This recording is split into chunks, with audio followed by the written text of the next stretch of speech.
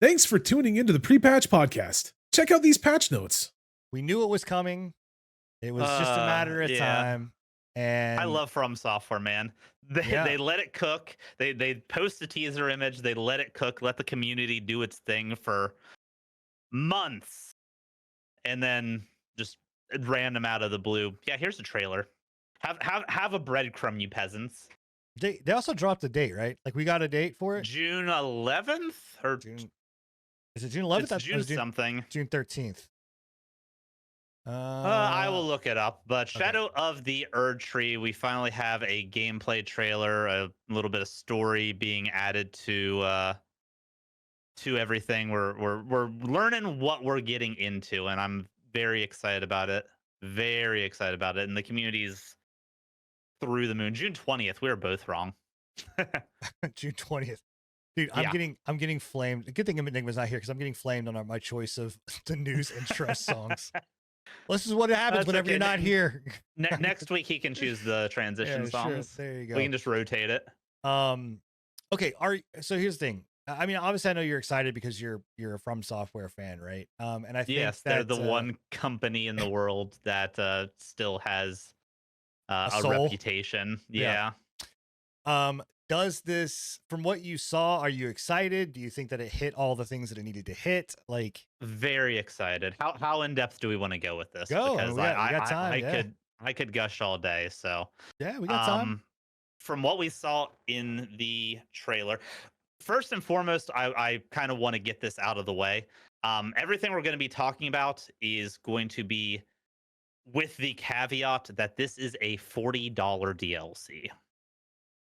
Okay. So I don't know how you feel about that personally.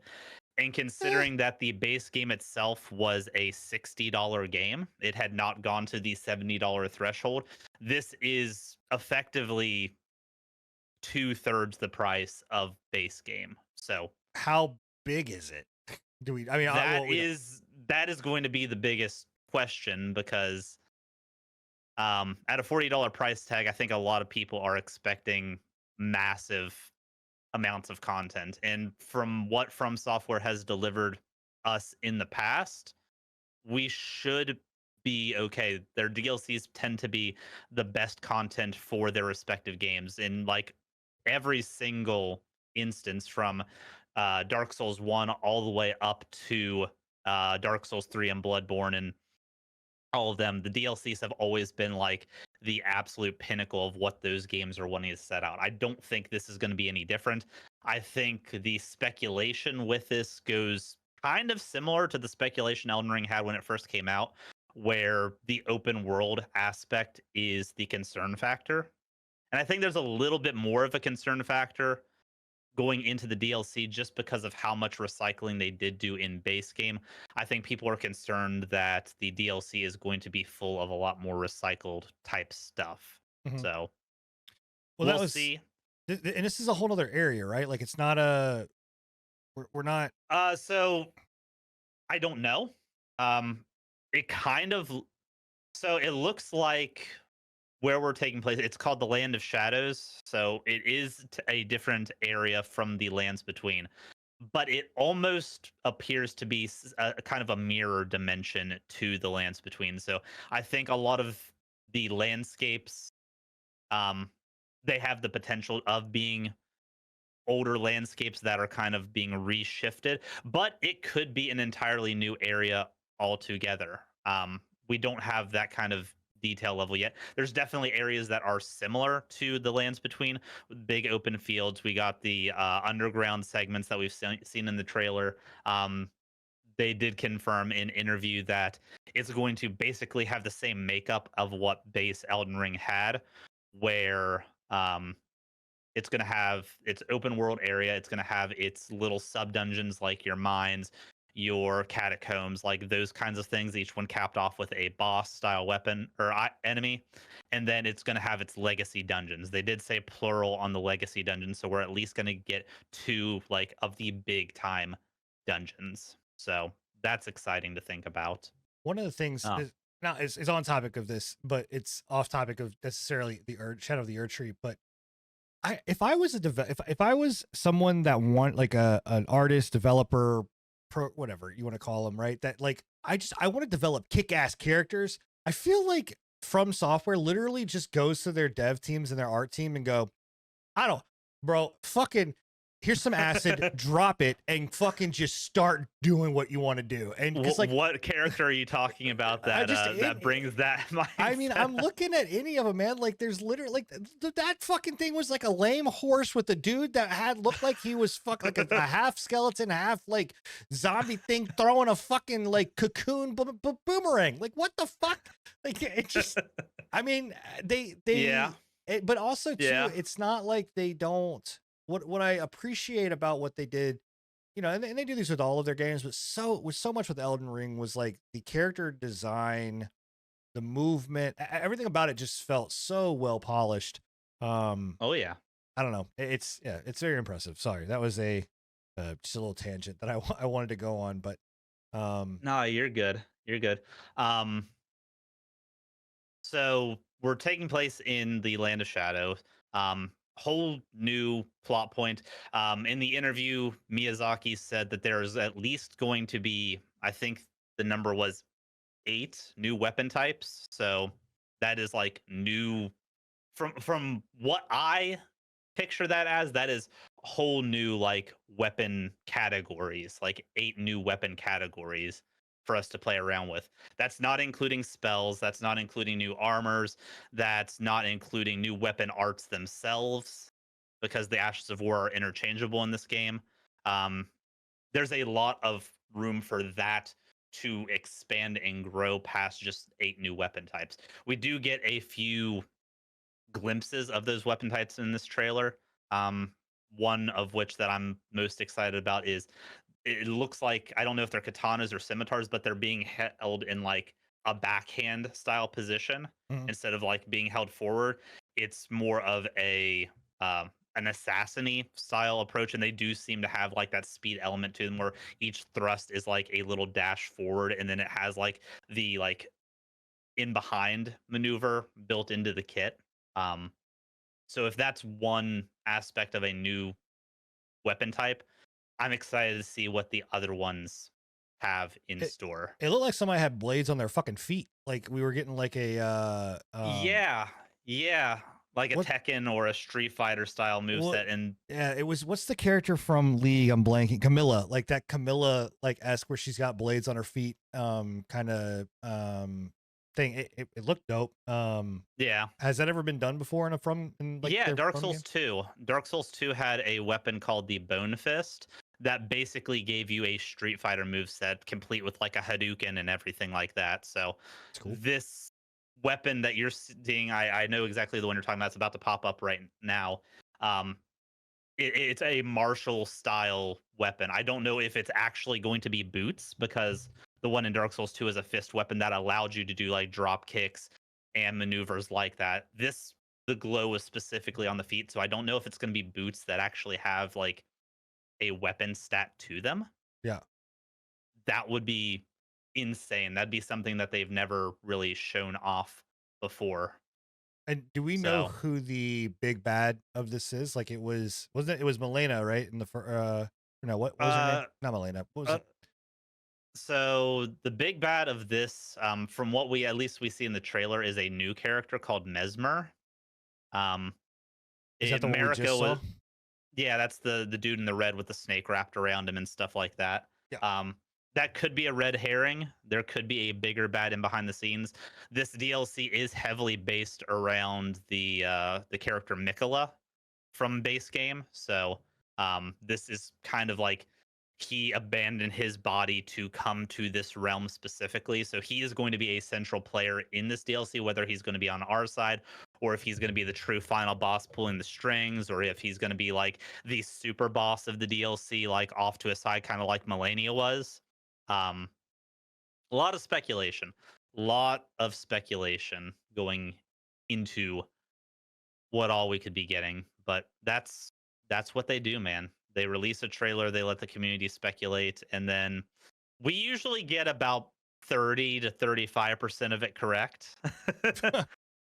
So we'll see how it goes. I'm excited that we got something as soon as we did, oddly enough, just because I expected this to take a very long time. And while we did have to wait months for it, it was less time than what I was expecting. And especially with it being a June release, I wasn't expecting a release date this soon.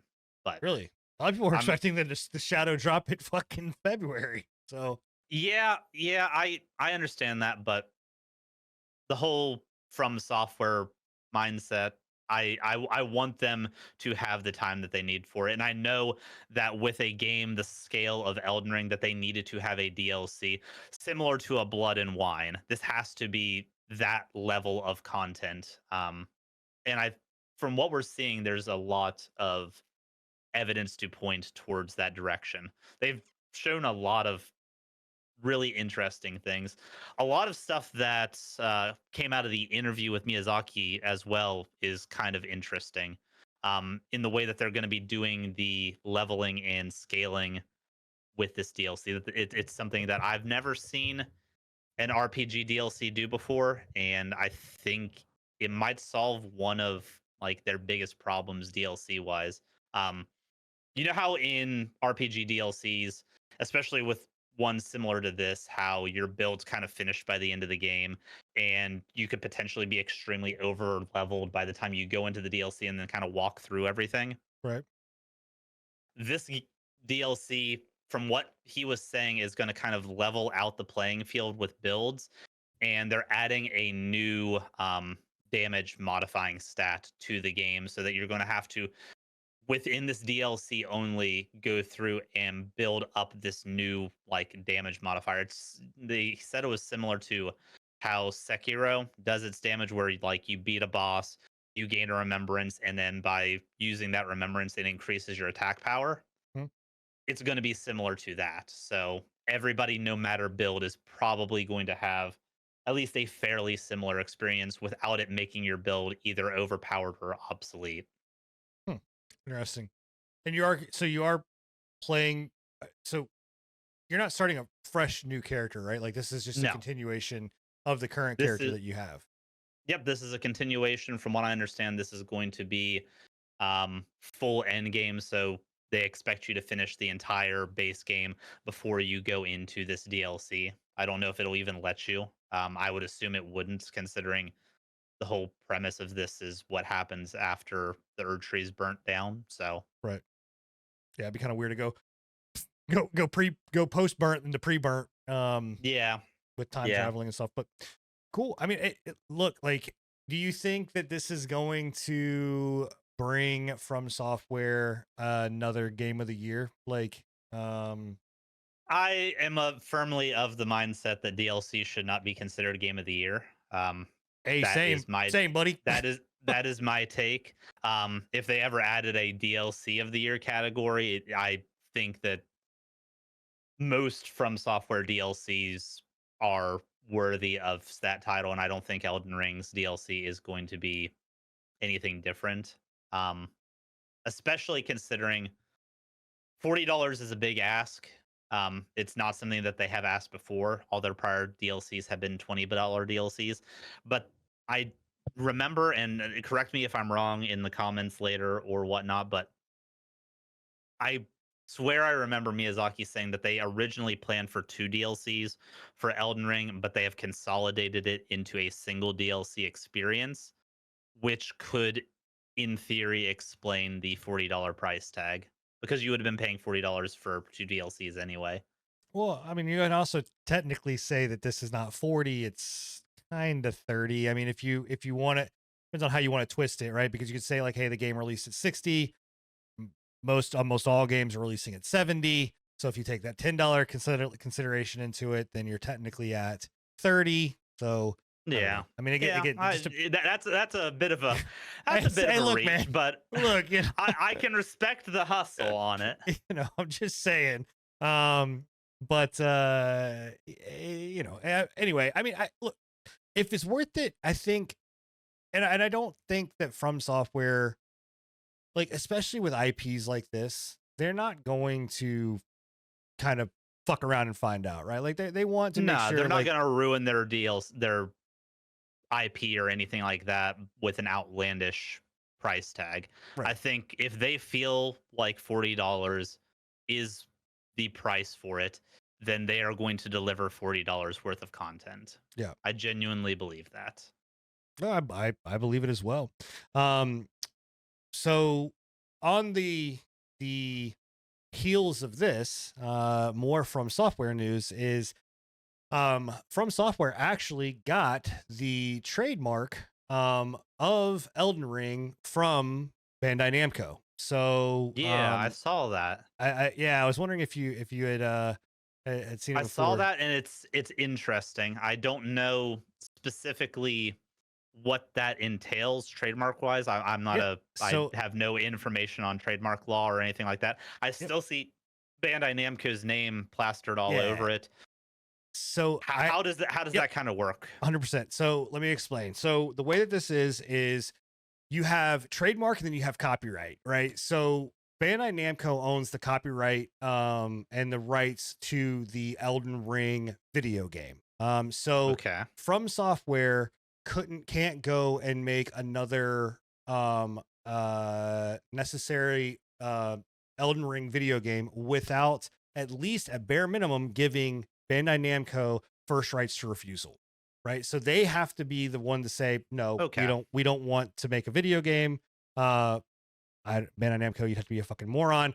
But, you know, like maybe FromSoftware's like, we're going to take Elden Ring and be a fighting game, you know, or whatever else. I don't know. But anyway, so it's like Bloodborne with Sony, where so they get first rights. FromSoftware can't make Bloodborne without Sony being on board. First right. So, but they do not have to go to Bandai Namco if they want to do other things. So, books, movies, TV shows, you know, any type of like comic, lore, whatever else. If they want to go to George R.R. Martin and do more Elden Ring content that is outside of the video game sphere, then they don't have to answer to anybody. So they own the rights to the world, which is important. I mean, that's important for I think a developer to be able to say, hey, because you know what, like, and I think it's smart from FromSoftware, because what this allowed, like, they don't know what's going to happen to Bandai Namco. Bandai Namco could fucking go belly up, right? And if Bandai Namco goes belly up,